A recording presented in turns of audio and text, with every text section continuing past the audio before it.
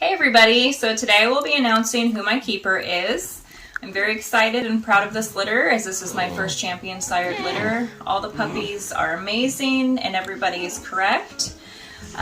This is what I would consider a breeder's dream litter, as there were 4 very correct females to choose from, which made my decision extremely difficult. Ultimately, I decided to keep my keeper because of her structure and her personality. My keeper puppy is purple collar female, also known as macadamia. She's beautiful red and white. She's pushing 20 pounds at 8 weeks old.